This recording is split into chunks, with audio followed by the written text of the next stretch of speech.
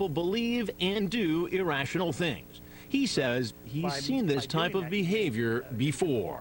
Social conformity is the principle here. In this case, Shermer theorizes that for some, the need to fit in outweighed personal concerns for safety.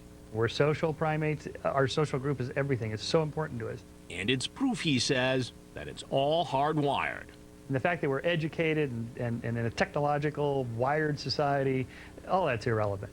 Ever since the Enlightenment, we've always had this image of humans as rational calculators. We have a good nature, and we can make decisions based on weighing the evidence, but the gullibility happens because it's the emotional part of the brain that's driving things. Just how powerful is that impulse to follow the crowd? We rented this room on the 4th floor of an old building, and we hired these temp workers who were told they'd be doing clerical work for the day. We also rented this machine. It pumps out harmless smoke that just looks dangerous, like toxic vapors or smoke from a fire. We'll pump those vapors into the room to see how people will react. First, we asked one of the temps we hired to come into the room all by herself and fill out some forms. Hidden cameras are rolling. As she fills out the paperwork, smoke starts to slowly seep in. As the smoke gets thicker, she spots it, sums up the situation, and heads straight for the door. You probably think you'd do the same thing, but would you? Coming up, You guys see this? will these folks follow common sense or follow the crowd? When What Were You Thinking continues.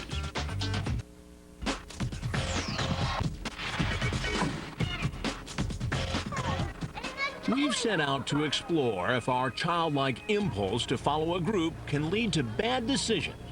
Watch this. As our hidden cameras roll, we ask a group of people to come into the room and fill out paperwork. Keep your eye on this woman, Ramona.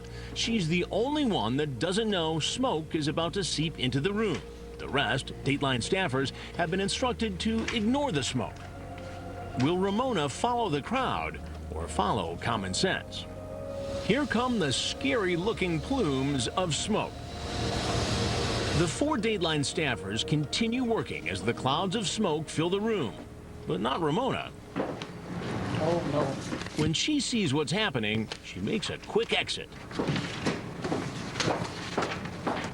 This is one of several social experiments we're doing for Dateline NBC to see how people react in different situations. Oh, boy. Well, I know me. I see something was out of order, I'm going to say something about it. Even though everybody else here stayed calm. Yeah. We try it again. Here comes Carlos. Again, smoke begins to seep under the door. He sees it, but watch as he looks at the others and goes right back to his paperwork. He doesn't leave. The next unsuspecting subject, Liz, does the same. Looks around, notices no one else appears to be concerned for their safety, and keeps on writing. Each time we pump in more smoke. Now it's getting hard to see. You'd think this would certainly be cause for concern. Surely they'd want to make a move for the door. Nope, neither says a word or tries to make an escape. So after more than 10 minutes, the only thing clear in this room is that these people appear to be following the group. So I decide to go in. How you doing? How come you didn't get up and get out of here with all this smoke in the room? I was curious, but You were curious. What were you thinking? figured it was a humidifier. Didn't have a strange scent.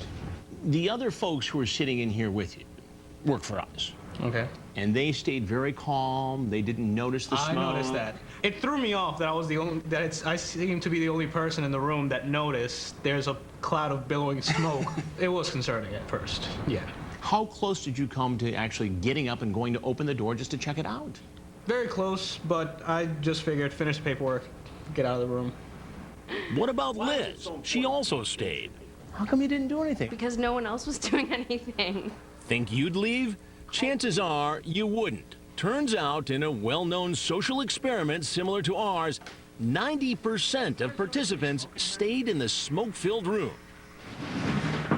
Let's see what this last man, Jerry, will do. He looks like a confident take-charge type. Will that make a difference? Watch his reaction as he sees the smoke. First, a trickle. Is something burning? Then it starts pouring in. You guys see this?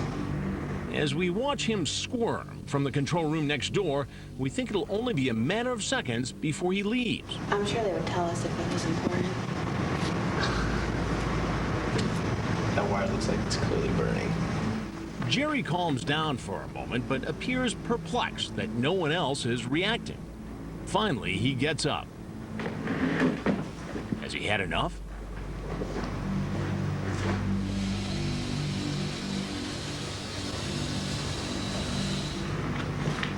He looks increasingly frustrated, and yet instead of leaving, he sits right back down and seems unable to focus. 6 long minutes go by.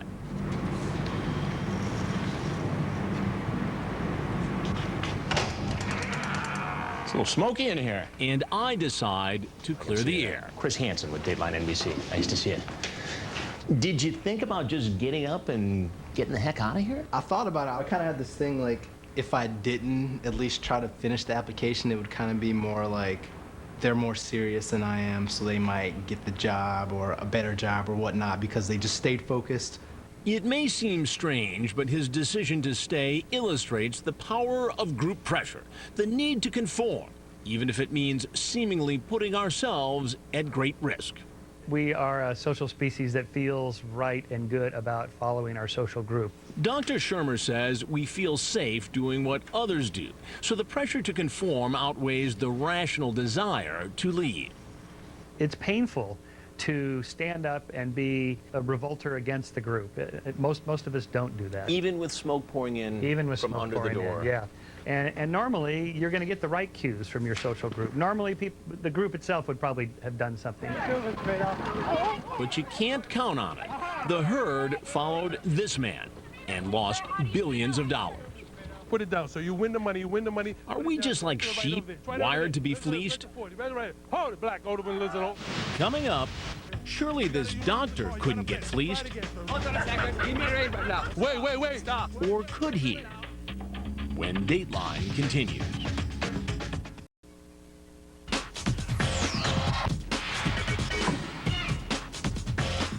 Bernie Madoff convinced thousands they couldn't lose, and they invested their life savings in his Ponzi scheme. What were they thinking? Sure, some may have been blinded by greed, but there was something else at work here. Deep in the wiring of his victims was that tendency to follow the group. From other people telling me all good things about Bernie, I mean, he had a great reputation, I had no reason to have any suspicions. Now they know Bernie was just pushing their buttons. A real good con makes you feel like you're an idiot for not getting in on this. If you don't do this. If you don't do this, you have really missed the boat. What do you think about this one? Social psychologist Dr. Michael Shermer says investors were suckered because Madoff seemed so credible and because they saw people just like them get in on the action. For a con to work, you want the social signals to be like the mark you're going for. He's dressed like me, he looks like me, he's articulate like me. I want to get a part of that. In fact, he says the same forces are at work in one of the oldest cons in the book, 3-Card Monte. Who sees it? Watch the little lady. We hired sleight of hand expert Lamont Haskins. Think of him as Bernie Madoff, a friendly dealer promising a group of people they can't lose at his game. Watch it again. Don't let the lady go you crazy. The game starts with 3 cards, 2 black aces and a red queen. The object is to keep your eye on the queen as the dealer moves it around. Watch carefully to see if you can guess where she is when he stops. Think it's the one on the right? Guess again. Black, I'll show you that. I'm going to take the money away from it. It's nearly impossible to win with a dealer like Lamont, especially with help. These 3 Dateline colleagues are in on the con. Lamont makes sure they win.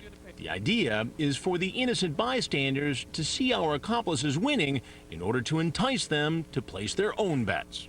Remember, the charm of a Ponzi scheme like Madoff's is that others appear to be making money. Black. Oh, sir, you win the money. That's the only way you do it. In no time, a crowd gathers. You think it's incentive? Center. center it is, center I pay. Center it is, center I pay. And watches as our Dateline accomplices appear to be big winners. 20. I'll pay the 20. I'll pay the winner. Just right this is fair. Stephanie, who's with us, tries to convince this woman to throw her money down. You win. I'm not that bad after all. And just as Madoff victims followed their peer group, she follows Stephanie and puts her money down. Go ahead, point to it right over there. It's right over there. Black, black, black. That's the way. And loses her $20. Oh no, I'm sorry. I guess I saw the other lady that was standing there, who I guess maybe was with you.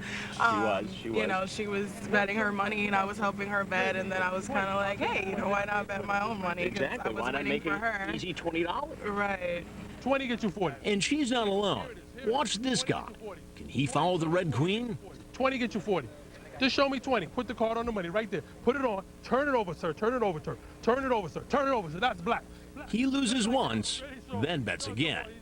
Come on, right there. You get it. Right on over there. There's for the 10. There's for the 10. Turn it over. Oh, hold it. Did you know that there's really no way to win if the con man is good enough? Really? They'll beat you every time. You win 20. You win 20, you show me 20. When this man shows up, he heads for our Dateline colleague, someone he appears to relate to. He's dressed like him and about the same age. You pay the 20 here, put it down, you win it. Go as simple as that. As simple as that. Put it down, sir. Put it down, He sir. puts down his money and, of course, loses. Hold it. Just as fast. Hold it right, just like this. This right here, this is 20. Just 1 second, sir. Like those Madoff victims, he's outraged when he realizes he's been tricked. You want to slide. Our dealer senses trouble and gives the signal for everyone to scatter, hoping to avoid a confrontation. What the hell is this? What is all of this? This guy's doing this? This is all of this is crazy. Dragging his little pooch, he gets all over 6'3" Lamont. Give me a name. I want to know your name. You see my name? Wait. You know, I didn't steal no money.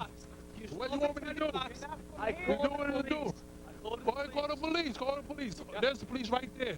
We had an off-duty cop standing by. He steps in and breaks it up. Turns out our angry victim's a doctor. Did you really think you could win the game? Well, I guess in the moment I thought I could, but obviously no. Well, here's the great news. Here's your $20 back. Thank you. He and everyone else who bet got their money back. So what does our expert Dr. Shermer think? Here's a guy who's a doctor. Doctor, He's out walking his dog on a beautiful evening, and he sees 3-card Monte. Right. You can be as smart as you can be and still be just as gullible. You're even better at rationalizing the beliefs because you're smarter, more educated. And there was another thing that caused some Madoff victims to get taken. They were made to feel special. They believed only a select few were invited to invest. I'm blown away right now. Up next, we'll try to convince these people they're special, that they have extraordinary powers beyond mortal men. Will that be enough to separate them from their money? I don't know what to think. And later, a reality show that isn't real. How far will these contestants go? I will administer 150 volts. You're in for a surprise, maybe even a shock. Well, What Were You Thinking continues.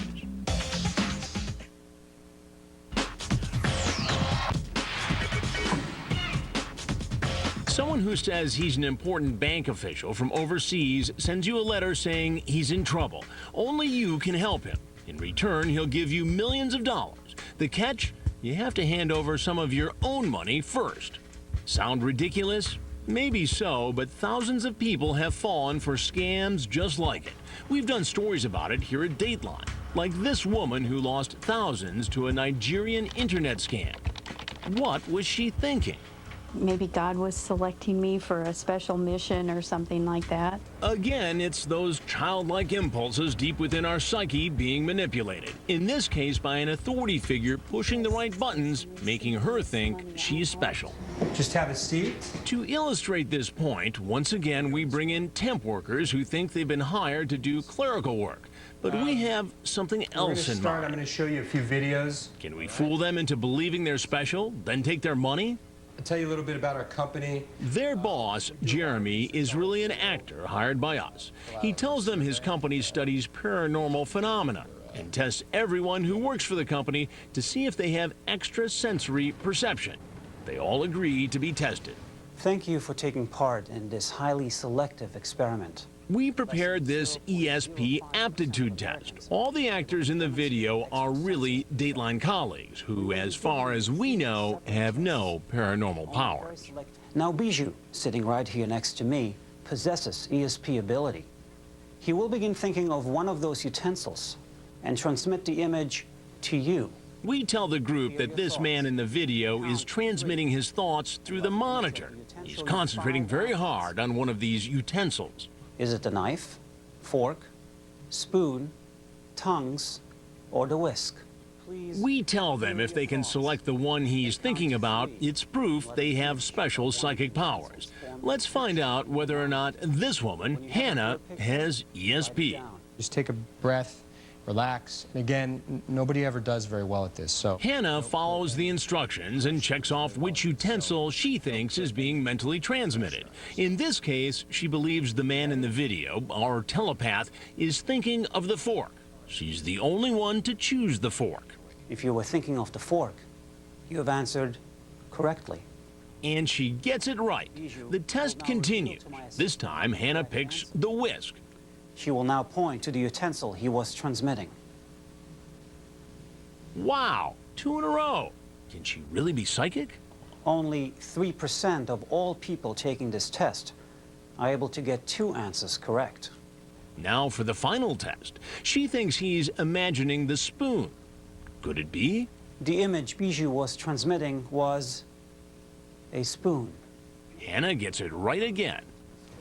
You passed? Yeah. You did not. She's the only one to choose the correct utensil all 3 times. What she doesn't know is that the other 3 people, the ones apparently who have no ESP, are working for us. It looks like she's pretty proud of herself, but as you may have guessed, Hannah's been had. When you have a clear picture, write it down. Jeremy watched Hannah's choice and clicked on a different corner of the play button to match her answer so she'd always be right. She passed the test. Someone actually got it right. Yeah. So have we convinced Hannah she has special psychic abilities? I've been doing this for a while. And maybe once every year and a half, someone does what you just did. Oh, really? Yeah. Have you ever noticed that you had any inkling of things before they're happening or as they're happening? No. I get a lot of deja vu, but that's about it. You do? Interesting. That's one of the indicators, actually, that a person has this. We think it has to do with the hypothalamus. The hypothalamus. Jeremy's improv is all part of the act. He also tells her he might hire her to work at his fictitious company, the one that studies the paranormal. The pay is quite good, as you might imagine. But to cash in, she needs to cough up some of her own money to develop her talents. She has to give up her pay for the day. What I need you to do is have some more training done. And so I'm going to ask you to sign over today's pay. I don't know if you're interested, but... I know, it's weird. I don't know what to think. Will Hannah give up her cash to develop her ESP abilities? This is just a simple waiver of today's pay that says you're interested in doing the training. Okay. After the filing's done. Okay, yeah. Sure enough, she falls for it. She signs a document and, believe it or not, gives us her pay for the day. Yeah, the mind's always interested me. I majored in psychology. Oh, you did? In college. Oh, okay. She thinks she'll be doing clerical work for the next 7 hours for free in return for the chance to develop her psychic skills. It's time to let her in on the ruse. Hey, Hannah, how are you? Chris Hansen with Dateline NBC. How's everything? I tell her she has no special powers. She's a good sport and agrees to talk to me. And you are getting paid today, by the way. Okay. She says she wasn't entirely convinced that she had ESP, but was willing to explore the possibility. Did the fact that the other folks didn't do as well as you did impact your decision? Of course. It made you feel special. Right. So I'll just ask you to take this test with an open mind. But not everybody fell for it. From the start, this man said he doesn't believe in the paranormal. When he passed the ESP test, he refused to give up his pay. Well, I'm not going to make a monetary commitment. Okay. Did you buy any of it? No, not really. I had no images forming in my head, and so I just thought, well, I'll pick whatever, so... What about this next man? He also told us he's a skeptic. Clear your thoughts. Count to 3. But as you can see, he's taking the test seriously. We will reveal the object once you have finished writing down your answer. And of course, he passes the test. Now that we've shown him he possesses psychic abilities, can we take his money? I know that you're a skeptic, but based on this test, we would like you to do some further testing and then possibly training after that. Apparently, this skeptic has become a believer and hands over his pay. All right. Cool, and then I'm going to sign this too, right here. Like so many other scam victims, the lure of cashing in on some outlandish opportunity was stronger than rational thought. After all, what are the chances that anyone really can read minds? How do you feel now that he got you to turn over a day's pay? Like, pretty much like a complete jackass. I would say so. Well, that's not the purpose of this, but it's to understand how people's minds work in these situations. Well, I understand a little bit more about myself now. We've seen how our internal wiring can be manipulated so we can seemingly hurt ourselves financially and even physically. I'm not gonna lie, it's gonna hurt. But what's more frightening is how those natural impulses can be used to unintentionally turn on others. Coming up, I will administer 225 volts. no pain, no gain? A fake reality show provokes some real questions. When What Were You Thinking continues.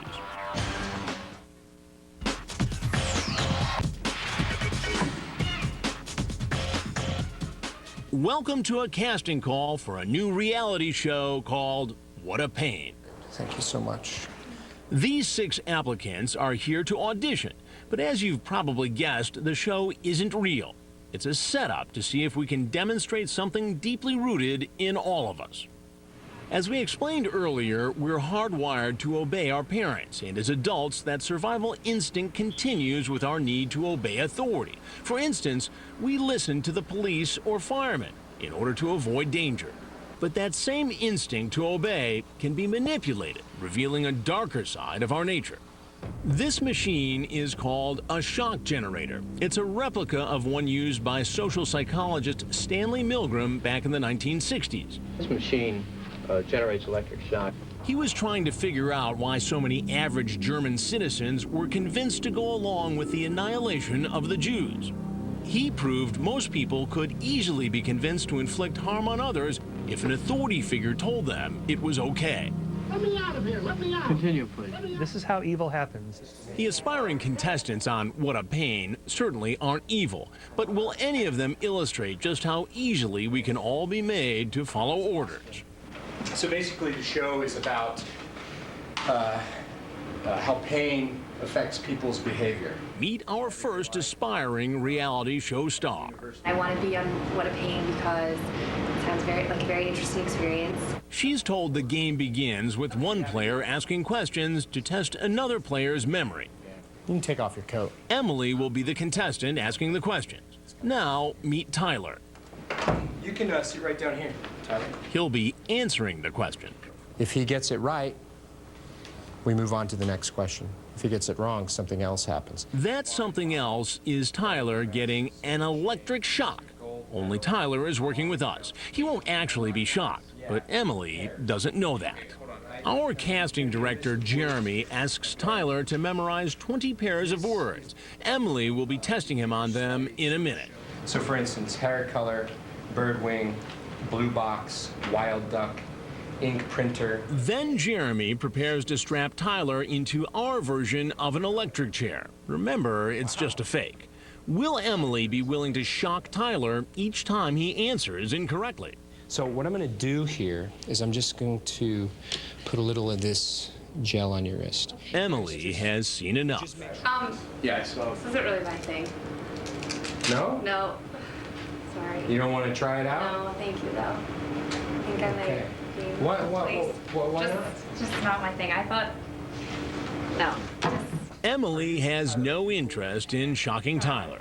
Okay, nice to meet you. We have your contact info. Okay, great. Thank you. But there are 5 other reality star wannabes. Will they obey? This is Julie. She watches intently as our casting director straps Tyler in. I'm just gonna get Tyler all wired up. Here we are. Then she's escorted next door and given instructions on how to use the machine. She doesn't know she's being recorded on hidden camera. Each time he gets one wrong, you will go up in voltage, right? All the way until the test is completed.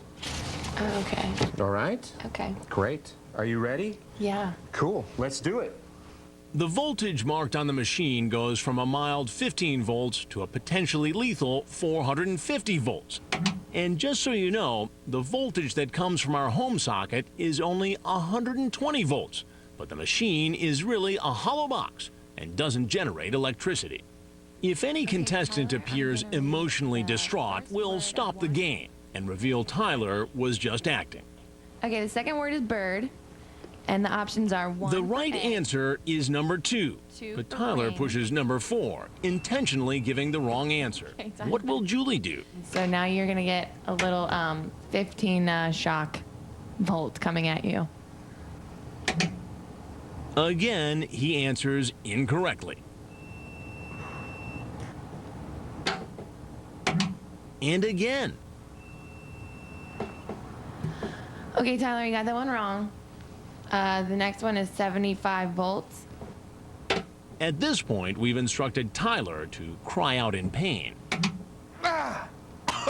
Will Julie continue zapping Tyler? I don't think I want to keep doing this. Please continue. No, I'm sorry. I don't think I want to. It's absolutely imperative that you continue. It's imperative that I continue. I think that I'm okay with it. I think I'm good. Our casting director, acting as the authority figure, doesn't let up. You really have no other choice. I need you to continue until the end of the test. No, I'm sorry. I can just see where this is going, and I think I'm good. I think I'm good to go. Julie stands her ground. Her compliance only goes so far. Well, I just want to introduce you to a colleague of mine, okay? You mind? Okay. I'm Chris Hansen. Okay. And this is for a television show, but it's actually for Dateline NBC. Are you kidding? And what was going through your mind as he was trying to convince you to stay and continue to shock the contestant? I didn't want to hurt Tyler, and then I just wanted to get out. And I'm mad that I let it even go 5. I'm sorry, Tyler. Tyler tells her he was never shocked. Making sure I'm all okay in one piece. Julie stopped zapping Tyler after 5 wrong answers, but there are other contestants ready to take their turn at the machine. Coming up. I'm going to hurt you, and I'm really sorry. What was he thinking? When Dateline continues.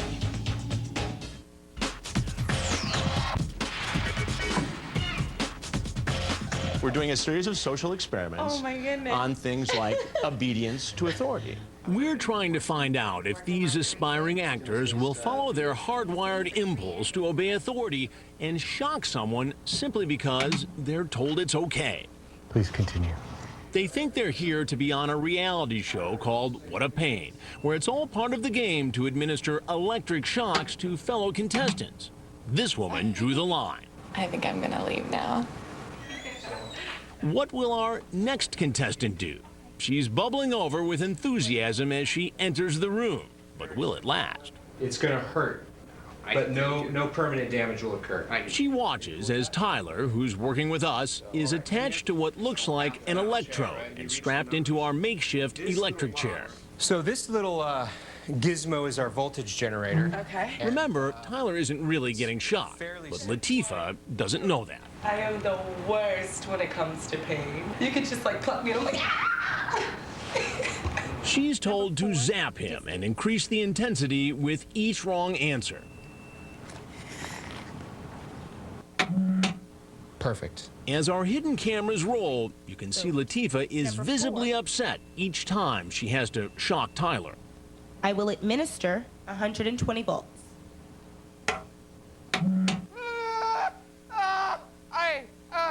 Okay, guys, this really hurts. Please continue. You can hear her voice begin to crack. That was incorrect. I will administer 135 volts.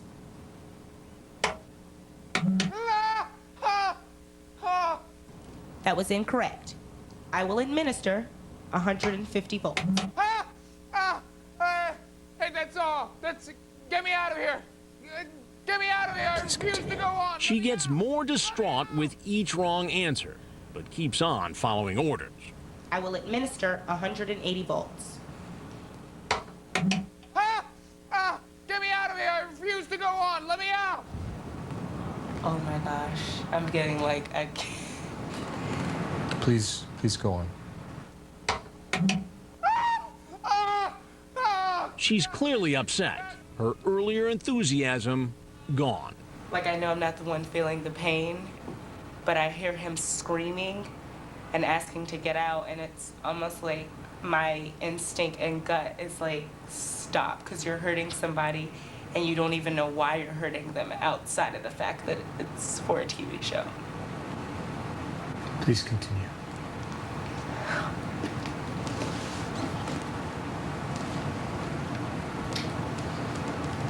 The next subject is wine. Now we've instructed our actor, Tyler, to stop answering questions and to stop screaming out in pain. If you don't respond within 20 seconds, I would have to administer 300 volts. Okay. Minister. The room becomes eerily quiet, and yet Latifah keeps shocking. But she seems so disturbed that I decide it's time to go in and give her a break. Hey, Latifah, I'm Chris Hansen with NBC. You looked a little upset. I thought maybe we should interrupt here for a minute. You okay? Yeah. Were you getting a little upset? Yeah, my heart's beating really fast. All right, well, calm down. Now, why did you continue to shock him? I didn't know what was going to happen to me if I stopped. What was it about Jeremy that convinced you that you should keep going here? He had no emotion. I was afraid of him. We'll get back to Latifah in a minute. Right now, another contestant is ready to go. So far, our participants have been women. How will a man do? And it's just a very simple piece of equipment. Will he stand up to our casting director? Aaron gets right into the game and quickly works his way up the shock panel. Hope you don't miss this because the voltage is going to be 105. While Aaron seems sympathetic, he doesn't hesitate to flick the switch. I'm really sorry. We are now at 120 volt. He never questions the authority of the casting director sitting right behind him. He's praised for following orders. Good job.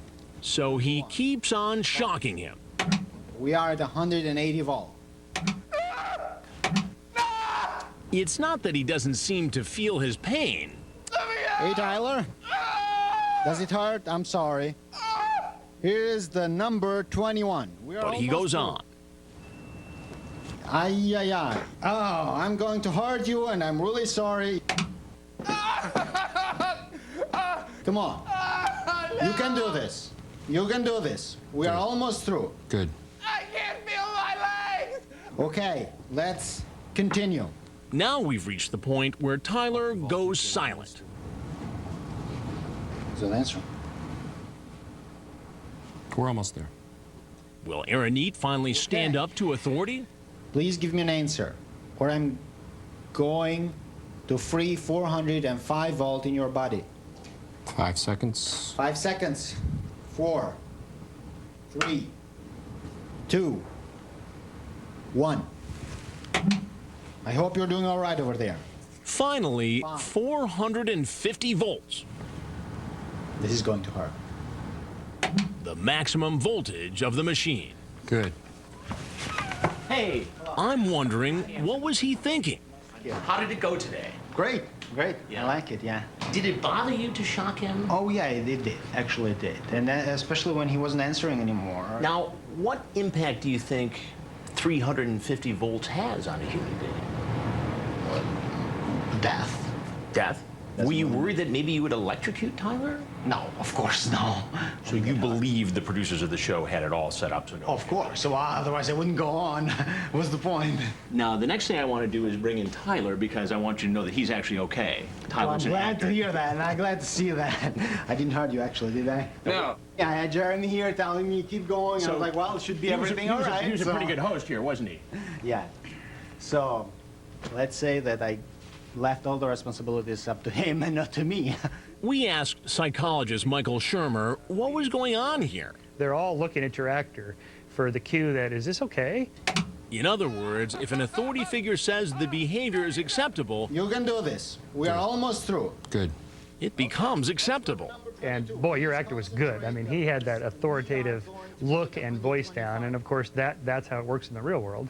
And just like Dr. Milgram's 1960s results proved, apparently the human impulse to believe what we shouldn't and to go along with authority is alive and well. Think you wouldn't obey? 5 of our 6 contestants willingly administered shocks. 3 went all the way to the maximum voltage. I got no more. Remember Latifah?